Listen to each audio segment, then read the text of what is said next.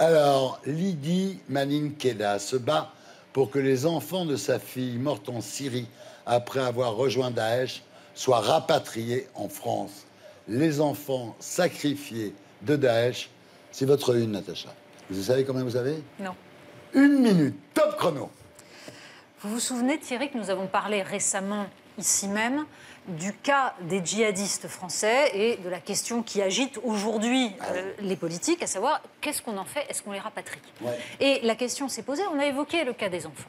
On a évoqué le cas des enfants et on a expliqué que c'était à part. Et bien là, nous avons exactement ce cas à part. Voilà. Lydie Maninkeda avait une fille, Julie, qui s'est convertie à l'islam à l'âge de 20 ans. Elle s'est mariée avec un converti allemand et elle a rejoint la Syrie avec cet homme et son premier petit garçon. Son périple a été évidemment celui de beaucoup de femmes djihadistes. Elle a eu 2 autres petits garçons. Aujourd'hui, elle est vraisemblablement morte, mais ces petits garçons, eux, sont dans un camp de réfugiés et leur grand-mère se bat pour qu'ils rentrent. Ils ont 5 ans, 3 ans et 1 an. Lydie Maninkeda lance un SOS à Emmanuel Macron pour essayer de sauver ces enfants qui vivent dans des conditions épouvantables. Oh, mais vous avez vraiment, là, c'est incroyable. Vous avez terminé exactement. C'est un métier. Vous l'aviez répété, non? Non, l'intuition, le talent. Eh bien, pour continuer à en parler, j'accueille Lydie Maninkeda.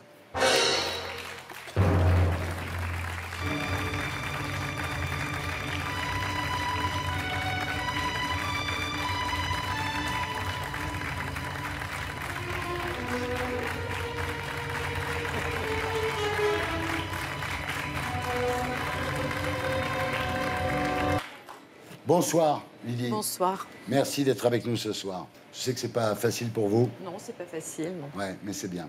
C'est l'heure du deuxième témoin de la semaine.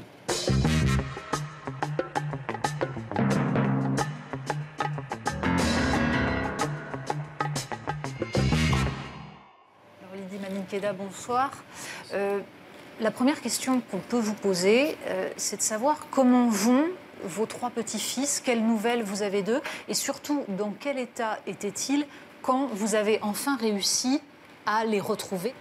Alors, ils sont dans le camp de Al-Hol depuis à peu près 2 mois. Moi, je l'ai appris qu'il y a 15 jours, 3 semaines. Donc, leur état de santé est quand même difficile. Hein, ils sont en danger sanitaire. Le petit dernier avait eu une jambe cassée quand il était petit, quand il avait 3 mois.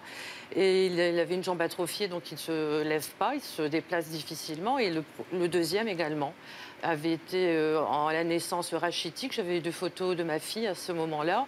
Et il était rachitique parce qu'elle n'avait pas, à ce moment-là, l'alimentation nécessaire pour avoir une grossesse qui permet de mettre au monde un enfant en bonne santé. Donc quand ils sont arrivés dans le camp de Al-Hol avec cette femme syrienne qui les avait pris en charge, elle les maltraitait. Et 2 femmes ont reconnu les enfants de ma fille, heureusement. 2 femmes bienveillantes, une sud-africaine et une allemande, qui les ont pris en charge depuis. Et vous avez un lien avec les autorités françaises? Est-ce qu'il y a quelqu'un là-bas qui puisse tout simplement aller les voir pour essayer de créer une... Pas avec l'État français, non, on n'a pas de lien. C'est-à-dire que quand j'ai appris l'arrivée de mes petits-fils dans le camp de Al-Hol, j'ai prévenu donc la Croix-Rouge. De toute façon, j'avais déjà fait un signalement à la Croix-Rouge depuis au moins 2 ans. Et ensuite, j'ai prévenu aussi le Quai d'Orsay pour signaler que mes enfants étaient repérés. Mais c'est simplement l'ONG Human Rights Watch qui, sur place, a pu aller les voir et a pu m'appeler et me rassurer que mes enfants étaient relativement, voilà, qu'ils étaient vivants. On est bien d'accord qu'on n'est pas en train de parler de retour de djihadistes, on est en train de parler d'enfants de 5 ans, 3 ans et 1 an, oui, qui n'ont plus ni leur père ni leur mère, puisque votre fille serait apparemment morte. J'ai simplement appris effectivement qu'elle était décédée, qu'on a retrouvé son corps, celui de son dernier-né parce qu'elle était enceinte, et celui de son deuxième mari. Et là, ces enfants...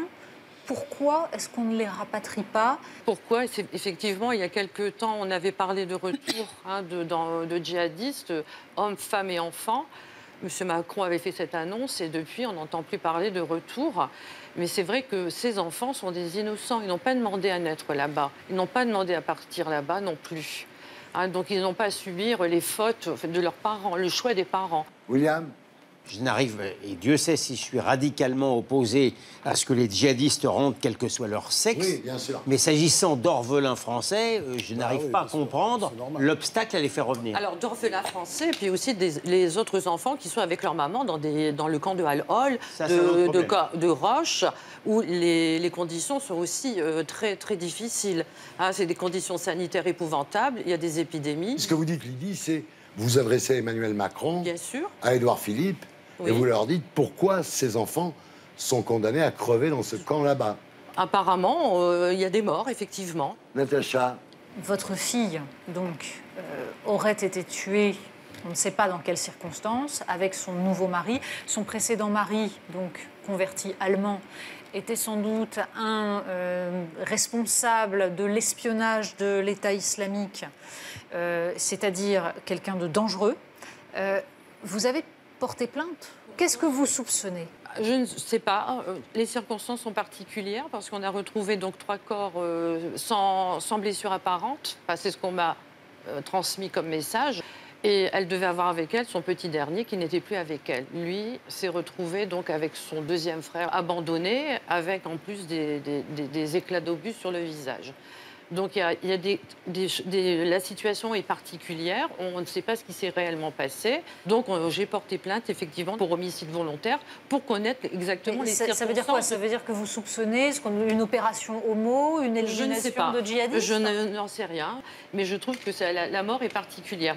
Ma fille avait peur de son ex-mari, elle avait divorcé depuis 1 an, elle avait eu le courage de partir, de le quitter, parce qu'il la battait, et elle s'est sauvée, elle s'est retrouvée dans une mafada, hein, donc abandonnée. Elle regrettait d'être partie? Elle regrettait, la dernière fois que je l'ai eue au téléphone, enfin par WhatsApp, elle disait « je regrette d'être partie en Syrie ».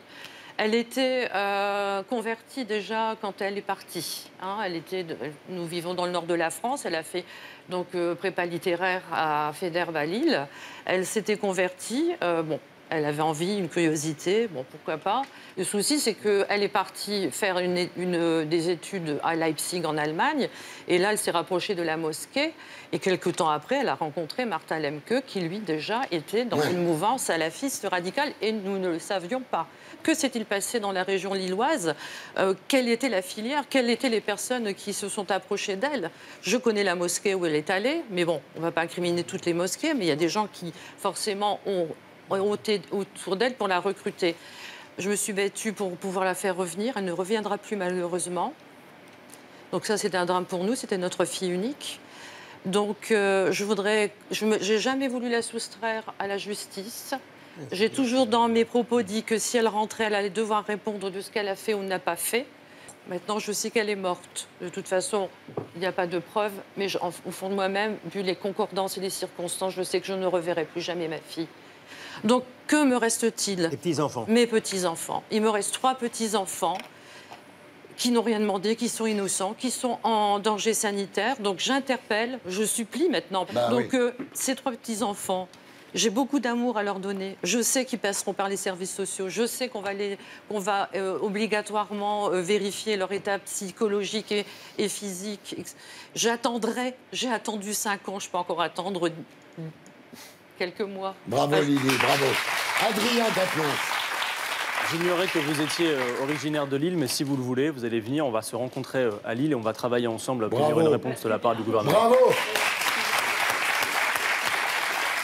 Merci Lydie, merci de votre courage, merci d'avoir été avec nous.